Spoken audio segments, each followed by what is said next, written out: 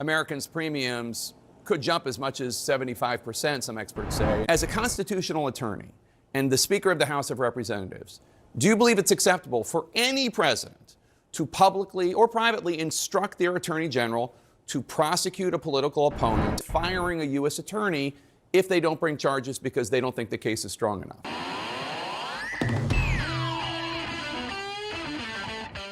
I have a few clips of MAGA Mike Johnson, who took to CNN in an attempt to defend the corruption and the failures we're seeing within this second Trump administration. So buckle in, leave us a like on the video if you can. It helps us out a ton, gives us a boost in the algorithm, and let's get right into this with some fact checks ready. Well, I had a long talk with the president yesterday, Jake, and you know, he feels the same way that I do about this. He's always open to discussion, but he wants to operate in good faith. So he decided to bring us all in. He wants to talk with Chuck Schumer and Hakeem Jeffries and just try to convince them to follow common sense and do what's right by the American people. Jake, it's important to point out the only thing we are trying to do is buy a little time. You know, the appropriators in both parties have been working very diligently over the last many weeks to work through the appropriations process. Yeah, guys, I'm sure the party refusing to even meet and talk with the other side is the one operating in good faith. I mean, obviously, I don't know how anyone can believe these clowns. Democrats' asks are super simple in this regard. They're asking to protect Medicaid for the lowest owners, Obamacare subsidies for the elderly, and for Trump to agree to not cut spending after Congress bipartisanly agrees on it, which you know is how our government is structured to work. There's not only a long list of partisan asks that they could be making, but there's a long list of things Trump has been doing that they could be wanting accountability for or oversight on. There's things in this that they could be trying to get out, but instead they're asking for two common sense things that benefit all Americans regardless of their political beliefs, and two of the most popular programs we have for their recipients,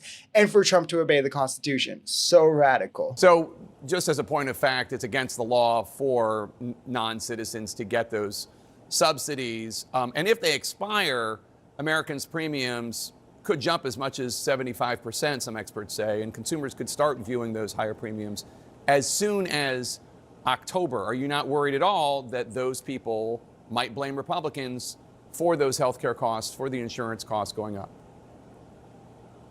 No, they're not being truthful about that, Jake. The program doesn't expire until the end of December, so we have time to have all those discussions and debates.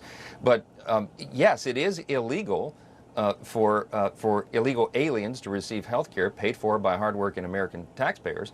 But they're making the demand to change that. They want to add that back in. That's one of Chuck Schumer's primary demands. Right, guys, they're just lying. Like, let's be for real. MAGA has said this about every single claim Democrats have made for the last 9 years. Let's even put aside the fact that many of the claims have been proven true. What is the possibility that you guys think Democrats have lied or been wrong about everything for 9 years? Like, man, what? MAGA's just been right the last 3,000 times, 3,000 in a row. Does that sound possible to anyone? Can we flip a coin and get heads 3,000 times in a row? Do we understand instead that those who refuse to take accountability will often blame others, which means we should never value their accusations about anything? And then you add in how often their accusations end up being confessions, and you start wondering how they have any constituency left at all. If you can remove Comey and Trump out of the equation, as a constitutional attorney and the Speaker of the House of Representatives, do you believe it's acceptable for any president to publicly or privately instruct their attorney general to prosecute a political opponent and go as far as firing a U.S. attorney if they don't bring charges because they don't think the case is strong enough? I'm glad you brought up the principle. That is exactly what's at issue here. James Comey lied to Congress. Okay, he took an oath. He said things to Congress that were simply not true. It's called perjury. A grand jury that is not, you know, a nonpartisan. Oh, that's a funny point to make, given that Trump was just indicted 91 times and you guys swore it didn't matter at all and we should all still vote for him, with your main reason being when the DOJ was weaponized, so we can't trust the indictments. But now you're hand-wiping Trump, publicly directing his DOJ to go after his enemies. Like, this is the Torah shame for these clowns after making this their main issue for the last 4 years, to have to all eat their words as Trump goes mask off about his plans to do exactly what they pretended they hate. Like, MAGA should be ashamed of themselves.